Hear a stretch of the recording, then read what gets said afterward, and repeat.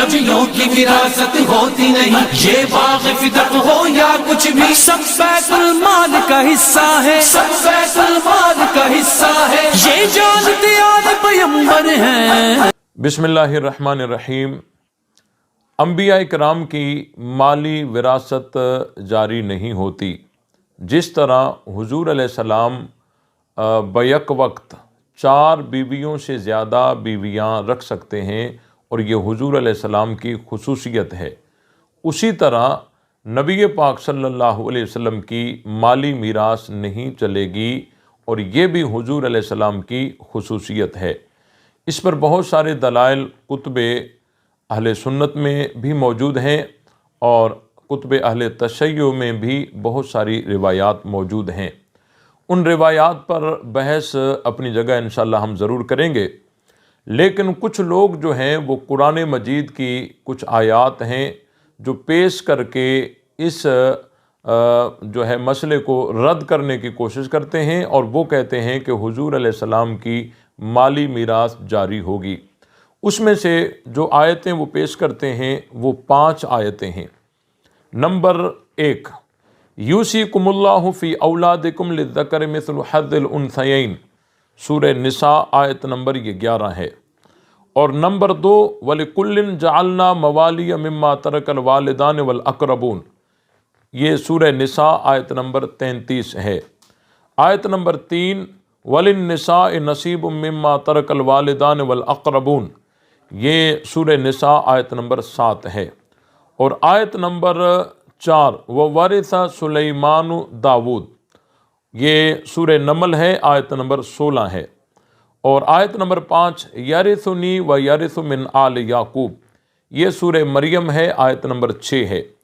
یہ 5 آیتیں وہ پیش کر کے اور کہتے ہیں کہ حضور علیہ السلام کی مالی میراث جاری ہوگی، اور جو روایات مالی میراث کی نفی کرتی ہیں وہ جو روایتیں ہیں وہ قرآن مجید کی ان آیات کے ٹکر میں ہیں، تو لہٰذا جو روایت قرآن کے ٹکر میں ہو وہ متروک العمل ہے۔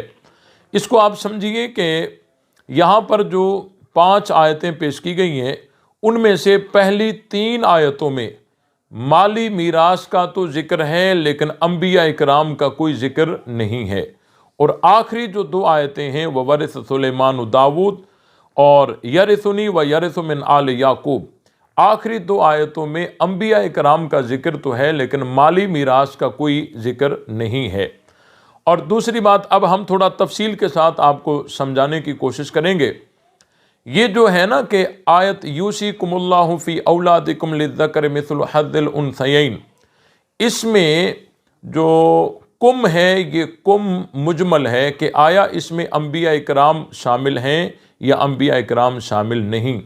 پھر جو عدم وراثت والی روایات ہیں جو اصول کافی کے اندر بھی موجود ہیں وہ اس آیت کی مفسر ہیں، نہ کہ اس کے ٹکر میں ہیں۔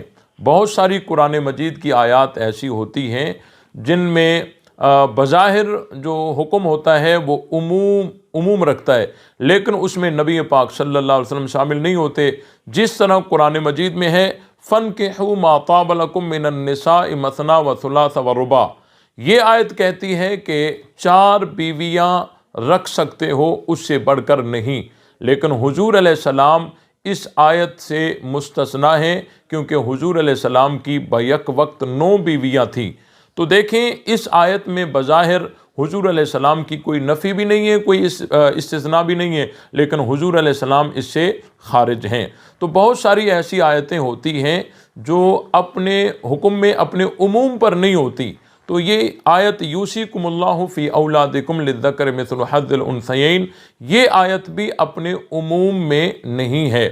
اور بہت ساری ایسی صورتیں ہیں کہ جس میں ورثہ نہیں چلے گا، اختلاف دین کی وجہ سے ورثہ نہیں جاری ہوگا۔ اس کی صورت یہ ہے کہ باپ اگر کافر ہے، بیٹا مسلمان ہے تو بیٹا باپ کا وارث نہیں ہوگا، یا باپ اگر مسلمان ہے اور بیٹا کافر ہے تو بیٹا باپ کا وارث نہیں ہوگا۔ اس صورتوں کو شیعہ بھی مانتے ہیں۔ اور دوسری صورت یہ ہے کہ لا میراث للقاتل، قاتل کے لیے کوئی میراث نہیں ہے۔ تو اس بات کو شیعہ بھی مانتے ہیں۔ ہمارا سوال یہ ہے کہ یہ صورتیں یوصیکم اللہ فی اولادکم للذکر مثل حظ الانثیین سے کس طرح خارج کی گئی ہیں، اور جس طرح یہ صورتیں نکل سکتی ہیں تو حضور علیہ السلام والی صورت بھی نکل سکتی ہے۔ تو لہٰذا یہ آیت اپنے عموم پر نہیں ہے، اور جس آیت کا حکم عام مخصوص منہ البعض ہو جائے تو اس آیت میں امکان تخصیص باقی رہتا ہے، پھر چاہے خبر واحد کے ساتھ ہی کوئی استثناء کر لے اور اس کی تخصیص کر لے تو وہ اس آیت سے تخصیص ہو جاتی ہے۔ تو لہٰذا یوصیکم اللہ فی اولادکم للذکر مثل حظ الانثیین سے حضور علیہ السلام اسی طرح خارج ہیں جس طرح فانکحوا ما طاب لکم من النساء مثنی وثلاث والرباع سے خارج ہیں۔ اور دوسری جو آیت ہے وہ یہ ہے، یعنی جو 3 ہیں وہ تو مالی میراث کا ذکر کرتی ہیں لیکن انبیاء کرام کا ذکر نہیں ہے۔ آخری جو 2 آیتیں ہیں اس میں انبیاء کرام کا ذکر تو ہے لیکن مالی میراث کا کوئی ذکر نہیں ہے۔ اب اس میں ایک آیت ہے وَوَرِثَ سُلَیمَانُ داود، یہ سورہ نمل ہے، آیت نمبر 16 ہے۔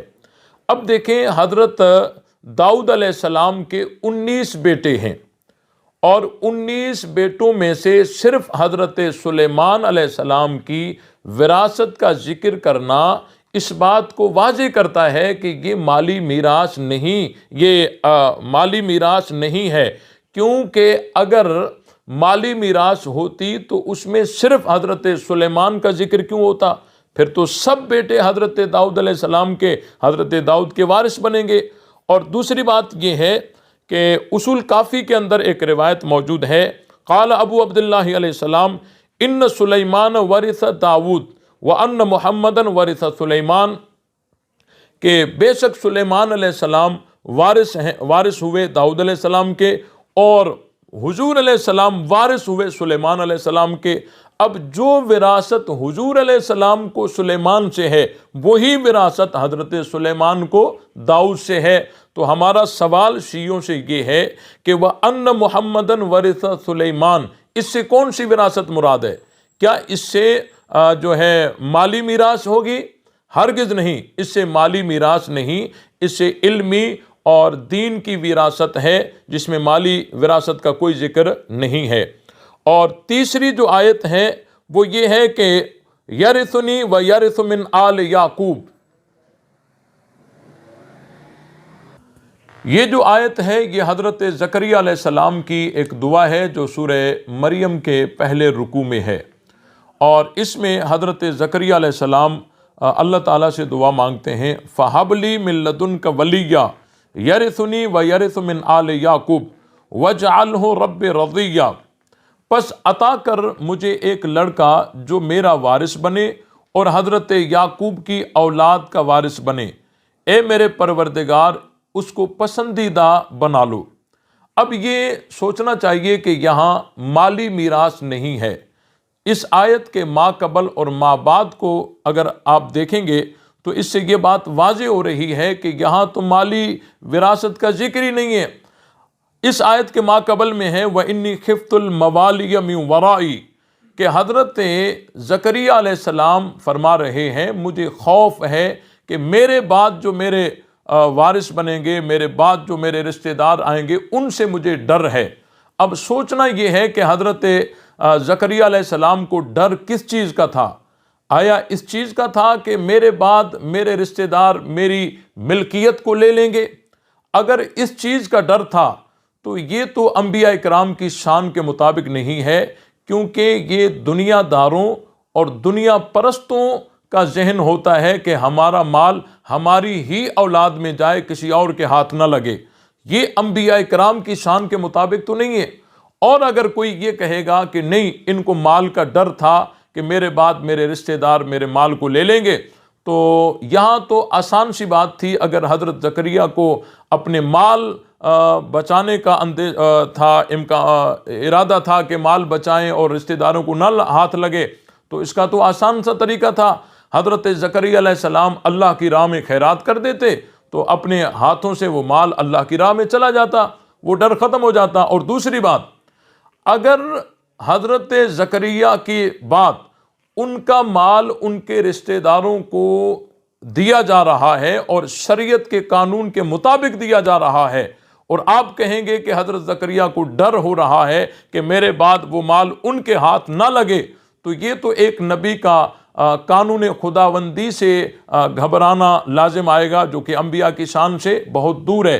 تو اس سے جو ہے یہ اندیشہ لینا کہ جی حضرت زکریہ کو مالی ڈر تھا، مال بچانے کا ڈر تھا، یہ انبیاء کی شان کے مطابق نہیں، بلکہ یہاں یہ مراد ہے کہ حضرت زکریہ علیہ السلام کو یہ ڈر تھا کہ میرے بعد دین پھیلانے میں، تبلیغ کرنے میں میرے رشتہ دار کوتاہی نہ کریں، اس لیے مجھے ایک وارث دے دے۔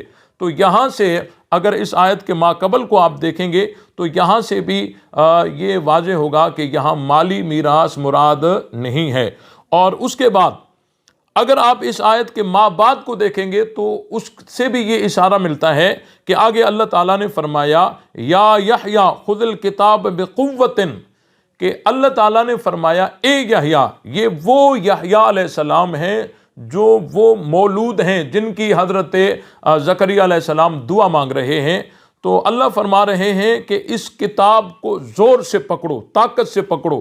اگر حضرت یحییٰ علیہ السلام مال کے لیے آتے یا حضرت زکریہ ان کو مال بچانے کے لیے حضرت یحییٰ کو مانگتے تو یہاں یا یحییٰ خذ الکتاب کی جگہ خذ المال ہوتا، لیکن اللہ تعالیٰ نے یہاں خذ الکتاب فرما کر یہ بتا دیا، یہاں مالی میراث مراد نہیں ہے۔